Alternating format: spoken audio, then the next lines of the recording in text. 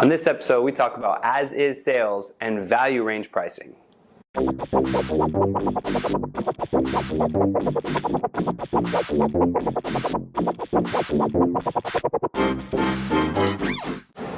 Thanks for watching Ask a Realtor episode 6. My name is Jason Cassity with City Consulting Group in downtown San Diego. If you have any questions for me, use Twitter hashtag #AskARealtor or ask me directly at jcassity. I'll do my best to answer them. Episode 6, I'm excited for this one.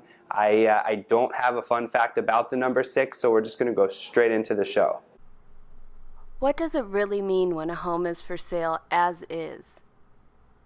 What's an as-is sale? It's a great question. I've had this question a couple times this week actually. As-is sales are sales where the seller is selling the home as is, so they're not willing to do any repairs. So the seller might know that there's some stuff going on with the house, cracked plumbing, whatnot, and they're selling the house as is. So now you as the buyer, you won't have the opportunity to give them a repair request and try to get some of those fixed during escrow. So now you still have the protection of an inspection contingency, which is good because you can get in there and poke around, bring in your home inspector, and if you find something devastating to the house, you can still back out under your inspection contingency and keep your earnest money deposit. You just won't have the chance to get those repairs worked out with the seller. So now you generally see this a lot with bank-owned properties, foreclosures, REOs, distress sales, things like that. In a traditional sale, the seller will usually allow some give and take with the repair work, but an as-is sale will not. So that's the basic of it there, or basic answer of it there is an as-is sale is a sale where the seller will not do any repairs for the buyer. What is value range pricing? Good question. What's a value range? A value range is kind of a hot topic right now in the real estate community. You've got realtors that love it and they use it on every listing, and you've got realtors that think it's a gimmick and they don't think it's being truthful.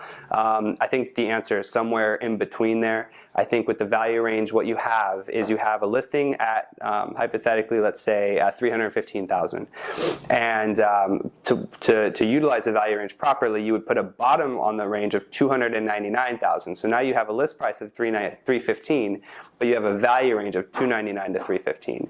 And so what that does is it captures all those buyers who are searching online or in their MLS who are searching 300 and under.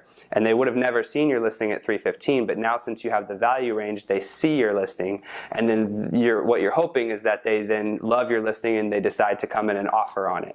And so as a realtor and a seller, you're still hoping to get $315,000, but you're attracting all the people who are searching 300 and under. So now some people and some realtors don't like it. They think it's a bit of a gimmick because you're never saying you're going to take $299,000, which is what the people who are searching 300 and under are looking for.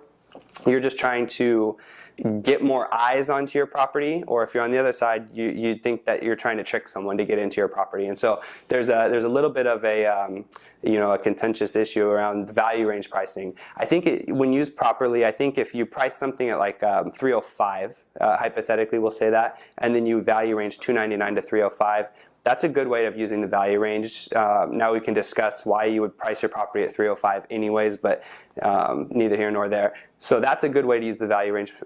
What I see is people using the value range for hundreds of thousands of dollars or something like that. I don't quite understand that. 1.6 to 1.8. Like, what's the point? Someone searching for a house at 1.8 is probably searching at 1.6. No one's stopping at 1.7. That's not a catch number. So what the real usage of the value range is to get between catch numbers. And I'd say, below $1 million, that's every 50 grand or so.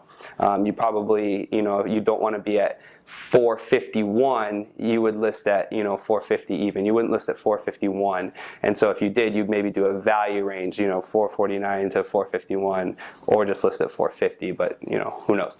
So anyways, value ranges are out there. You may not even see them if you're a buyer on Zillow or Trulia or Redfin. They show up on the MLS on the back end, and that dictates which search results they show up under. And so that's the core of the value range there. Thanks. Thanks for watching Ask a Realtor episode 6. If you have a question, go on Twitter, use hashtag #AskARealtor, or write me directly at jcassity. I'll do my best to answer them. And make sure you subscribe to the YouTube channel, and look forward to new videos. Thanks.